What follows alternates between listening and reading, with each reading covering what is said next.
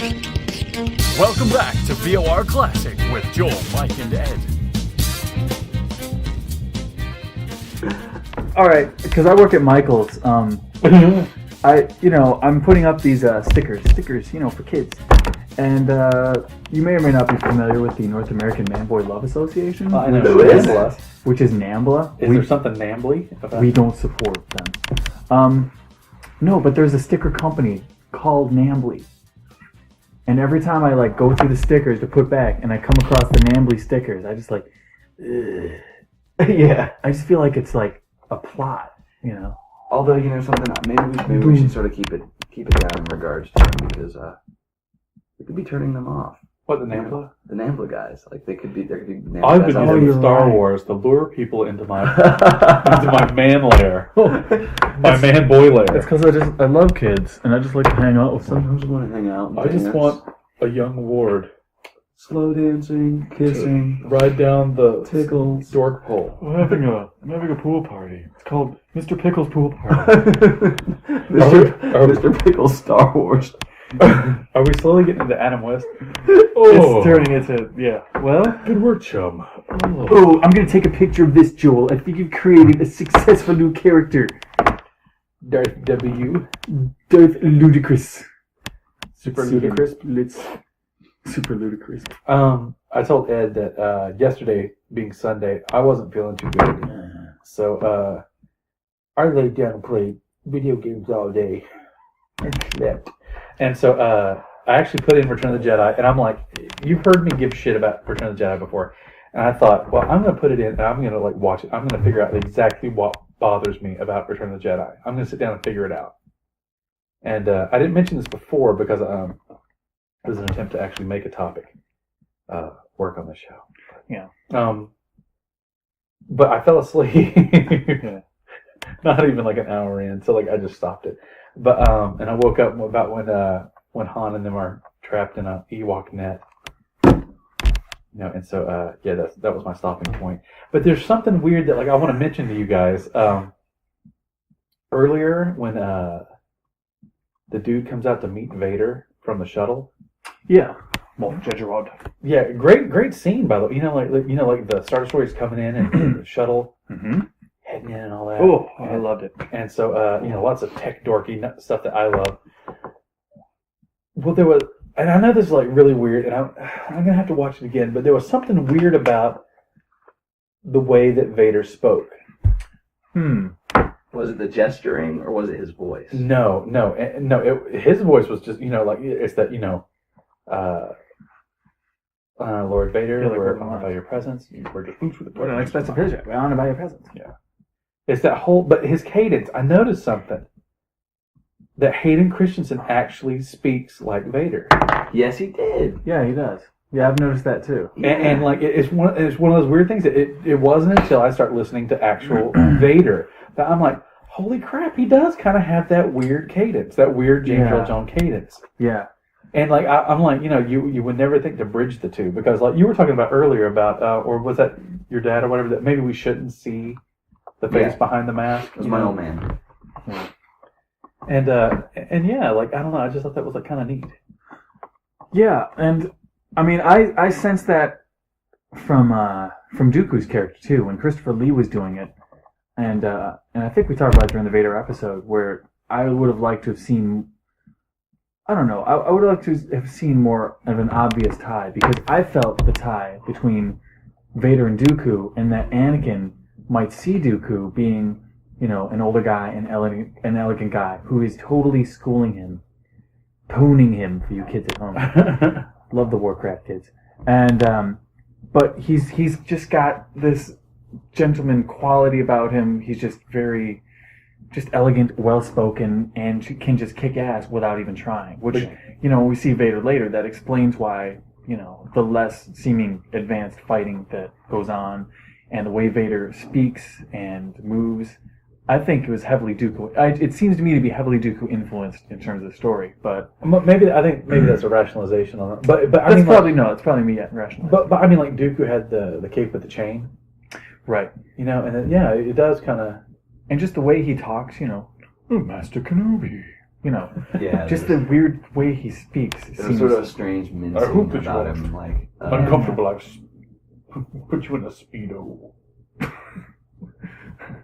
instead of an energy trap, I think it's where as hung he by a steps speedo. out, the scene where he steps out in episode 2, and he I'm gonna find it's gonna be difficult to secure your release, which was such a snide ass remark. Like really, it was like, Oh, it was great. I'll never join you. Blah blah blah blah blah. It's Right. like, wow, it's gonna be difficult to get you out of there. Then Yeah, sorry to hear that. yeah, Boy, Well that delivered. Sucks to be you. that's it. It was really good, and it was so arrogant. He was like, I had you Yeah. by the short and curlies, and Right. to see somebody, an older guy who you wouldn't think of as a threat, Right. so threatening and so just what's the word? Just so passe about it. Yeah, Very cool. yeah, But I saw Hayden Christensen doing Vader a lot in the third movie. Like yeah. it seemed like he was putting on the Vader to almost tie it in. Well, what? Like the line that And it makes "Don't sense. make me kill you." Like the way he said it's it, something weird, but- about it. You're right, and it makes sense since Ewan has a special tape that he listens to before acting, where it's just all of Alec Guinness's lines from Star Wars, Mhm. so he can get the Obi-Wan mindset. Mhm. So I wouldn't be surprised to find that it's just James Earl Jones. But here, I thought that when Anakin was doing it, when Hayden Christensen was doing it, I thought it was really pushed and dumb. But then, actually, like listening to Vader, Yeah, then I got the bridge. hmm Then I got it, and just like, oh, yeah, it actually does kind of sound that's like interesting. it. But it was just like him talking to Jared Gerard, you know. Yeah, Does it justify anything to you? Does it make it a little bit better?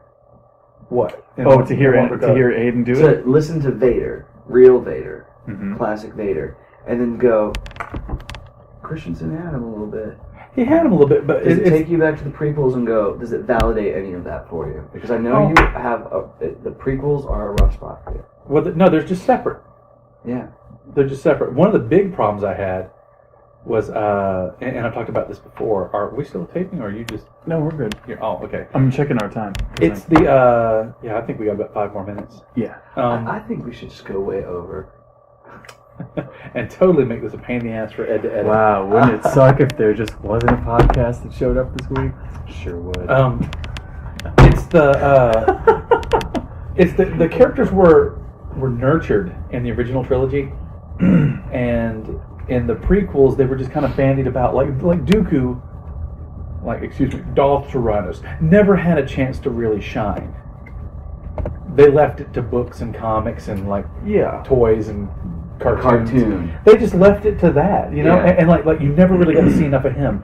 Maul was barely touched on, which is why I'm a big push of, let's remove Grievous Right. and bring that back then for and like let's have more of a. Yeah, I mean, I think the big reason for that is that they were just trying to tell the story and tie things together, and they made characters that really were just visually based on other characters. Yeah. That's why Tyrannus, I think, has certain qualities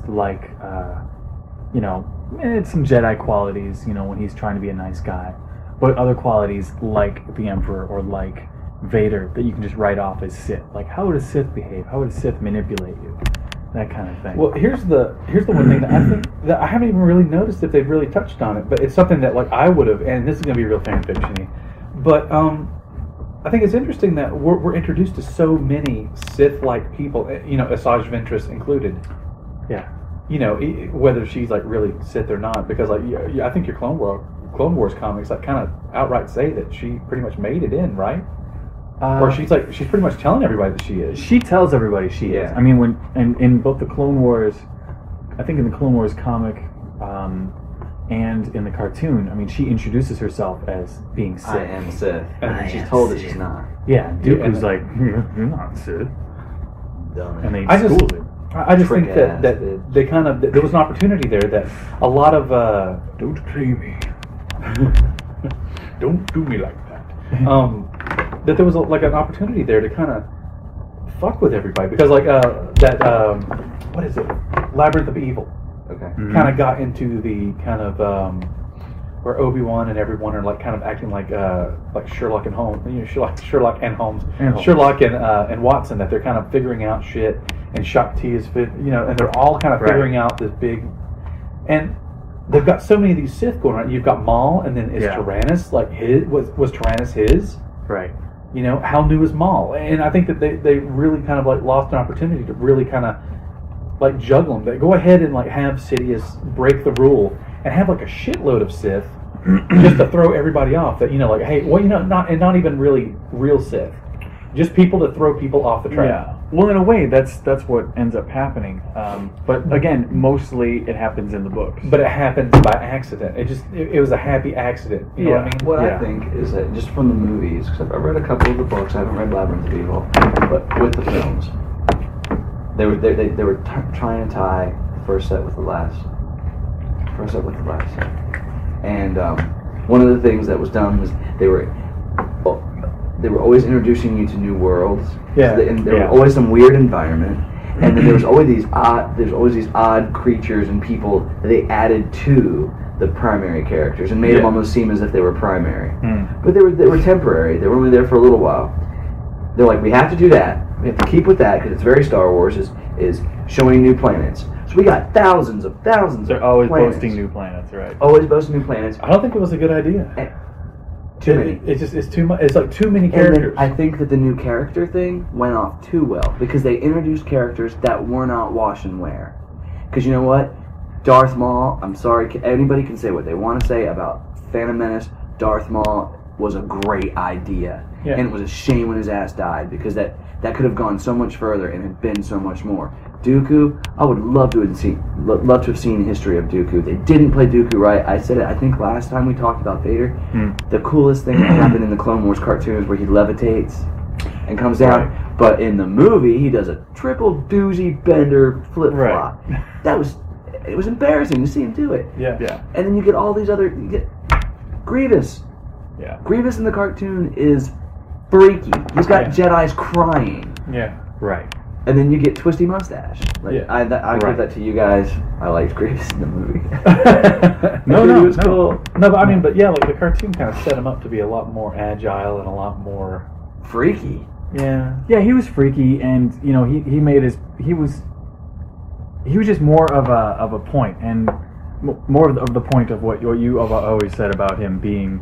Come in, make your impression, get the hell out. I mean, he came in. He was more apparent in the cartoon. He loved slaughtering Jedi. That was the one thing he absolutely got off. Because he knew the story would get back.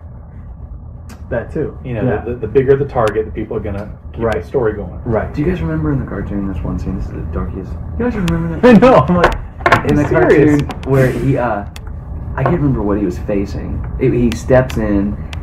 I guess to the office, he sees the Jedi and they're all ready to attack, and they show a close-up on his eyes, and he just goes, yes. Like he was hungry for it. He just knew they were going to die, and he knew that he was the reason. Right. And I thought that was freaky, even for a cartoon. I remember that'd be nice. That scene, like, I don't know, I've got like a major problem with Tartakovsky's timing anyway. Like I was not a big fan, and still not a big fan of like Samurai Jack, and just that anime / like samurai thing of just fucking hit him. Just it takes forever to people flying up in the air and all that. And like when Grievous shows up at the office in the Clone Wars cartoon, he's on the window for like 15 fucking minutes. Just like someone shoot, attack, or poke him. Do something. Right. Because every other time there's a fight. Oh, when he's like running alongside the. Oh no! Well, that's before that's anything happens. Yeah, before he shows up. Every single time he shows up, it's like when Palpatine's like, I really don't think anyone's going to try and attack me here. And it's like Grievous is just like, don't blinking outside the window. Yeah, I know. It was freaky. I thought it was scary. It's Jindy gives up storytelling for a cool shot. Yeah. And that's such an asshole move. It's just, you're just kind of giving up. You're just... I know. The image, unfortunately, is not everything. It's not about Surface Kids. But we should probably... put this one to bed. September. We're blowing shit up left and right. Yeah. Well, it's been a fun show. A lot of running around town. Yeah. Unfortunately, sorry about that. Next week we'll get it straight. We'll put it together. Write it. Let us know what you think. Yeah, let us know what you think. If you didn't like the theme, this theme. If you don't give us a theme. Yeah, you guys want to give us a theme? yeah, feel free to drop us a line either at our MySpace page, which is myspace.com/Voice of the Republic, or at voiceofrep@gmail.com. And tell us what you think. What do you want to talk about? What do you want to hear? Yeah. If you feel like, otherwise we'll come up with things. Screw you. Yeah, we'll come up with it at dinner. I'll do an hour on Lobot. No problem. Lobot had such a furrowed brow. Just, he was a thinker. Do you think it's a natural bald, or did he shave? Do you think it was like all over? I think it's like Corey. What Corey said. He's got robot hair. Yeah, he's got robot hair. Robot pubes. Ouch. Anyway, all right, guys. Well, fun show. We'll talk to y'all next week. How are we gonna say? Yes. Jack Powers calling Joel. We gotta go. It's really important. Have a great week. Adios. Bye. Bye.